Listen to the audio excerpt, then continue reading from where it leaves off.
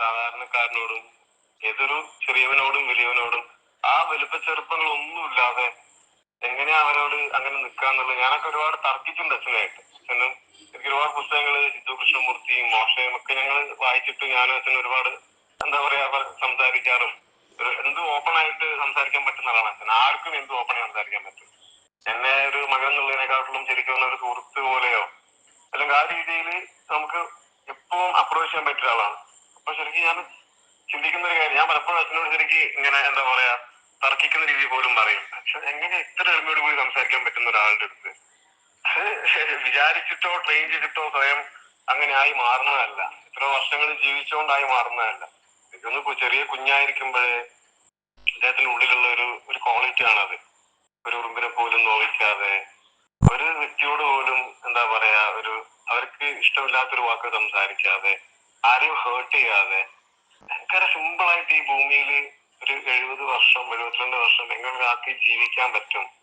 ഒട്ടും എന്താ പറയാ കടുത്ത ആഗ്രഹങ്ങളോ എന്തെങ്കിലും എന്താ പറയാ ഒരു എന്താ ഭയങ്കര ഡിസയർ ഇല്ലാതെ, അല്ലെങ്കിൽ അച്ഛന്റെ ജീവിതത്തിൽ ഉടനീളം അച്ഛൻ എനിക്ക് തോന്നുന്നു സ്വന്തം ജീവിതം ഒരു പരീക്ഷണമൊക്കെ. നമ്മൾ ഗാന്ധിജിയെ കുറിച്ചൊക്കെ പറയും, എന്റെ സത്യാന്വേഷണ പരീക്ഷണം എന്നാണ് ഗാന്ധിജിയുടെ ഓട്ടോബയോഗ്രഫിയുടെ പേര്. അതുപോലെ എനിക്ക് സ്വന്തം ജീവിതത്തിലൂടെ അദ്ദേഹം കടത്തിവിട്ടിട്ടുള്ള പരീക്ഷണങ്ങൾ സ്വന്തം ജീവിതത്തിലും സ്വന്തം ശരീരത്തിലും ആ പരീക്ഷണങ്ങളൊക്കെ നടത്തിയിട്ടുണ്ടാവും. ഒരു പക്ഷെ അതുകൊണ്ട് അദ്ദേഹത്തിന് മറ്റുള്ളവർക്ക് എന്ത് എന്താ പറയാ ഒരു സാന്ത്വനം നൽകാൻ പറ്റും.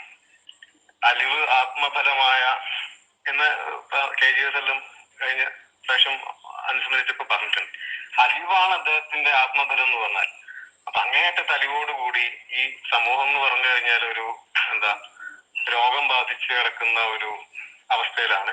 അപ്പൊ അതിന് ഒരു തെറാപ്യൂട്ടിക് പവർ, അതാണ് അച്ഛന്റെ എഴുത്തിലും വാക്കിലും നോക്കിലും നടപ്പിലും സംസാരത്തിലും ആളുകളെ പരിഗണിക്കുന്നതിലും എല്ലാം തന്നെ.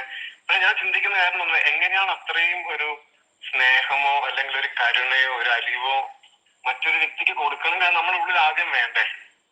ആ ഒരു സാധനം എങ്ങനെയാ ഒരു മനുഷ്യന്റെ ഉള്ളിൽ ഉണ്ടാവുക? നമ്മളെല്ലാവരും ഡിസ്റ്റർബ്ഡ് ആണ്, നമ്മളെല്ലാവരും നമ്മുടെ ലൈഫിൽ ഡിസാറ്റിസ്ഫൈഡ് ആണ്, നമുക്ക് ഒരുപാട് ആഗ്രഹങ്ങളുണ്ട്, പലതും അച്ചീവ് ചെയ്യാനുണ്ട്, പലതരത്തിൽ നമ്മൾ ഡിപ്രസ്ഡ് ആണ്.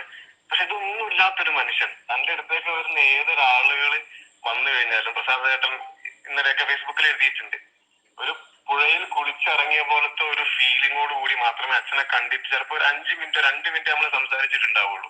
പക്ഷെ ആ സമയം കൊണ്ട് എങ്ങനെയാണ് അത്തരത്തിലൊരു തണുപ്പും ഒരു തണലും ഒരു സാന്ത്വനവും മറ്റുള്ളവർക്ക് നൽകാൻ വേണ്ടി കഴിഞ്ഞു എന്നുള്ളത് വിശ്വസിക്കാൻ പറ്റൂല. അത് എങ്ങനെയാണ് അദ്ദേഹത്തിന് സാധിച്ചത് എന്നുള്ളത്.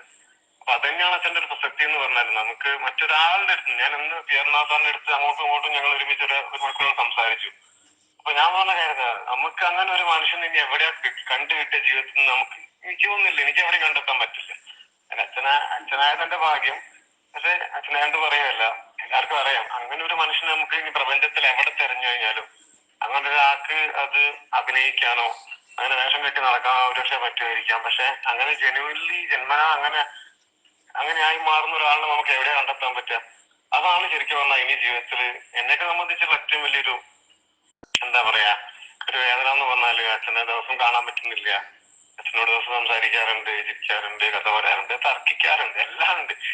അതൊന്നും ഇല്ലാത്തൊരു ജീവിതം ഇപ്പൊ 6 വർഷം കടന്നുപോയി.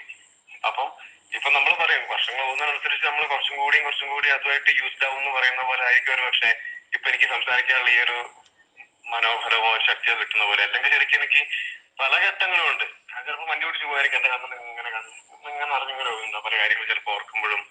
പലപ്പോഴും അച്ഛനോട് പറയാൻ പറ്റാത്ത പല കാര്യങ്ങളും നമുക്കുണ്ടാവും ലൈഫിൽ. പല പ്രശ്നങ്ങളും നമുക്ക് ഷെയർ ചെയ്യേണ്ട കാര്യങ്ങളുണ്ടാവും, പക്ഷെ നമുക്ക് പറ്റില്ല. അപ്പൊ അങ്ങനത്തെ പല ഘട്ടങ്ങളും എല്ലാവർക്കും ഉണ്ടാവും.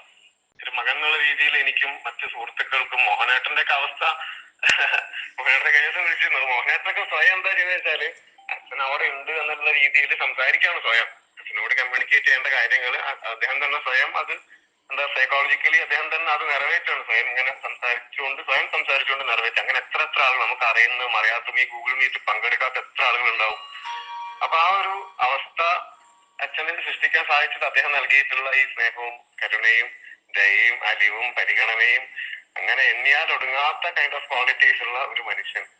അപ്പൊ അച്ഛന്റെ ഓർമ്മയ്ക്ക് മുമ്പിൽ ഞാനും എല്ലാവരും പോലെ എന്റെ കണ്ണീർ പ്രണാമങ്ങൾ അർപ്പിക്കുകയാണ്.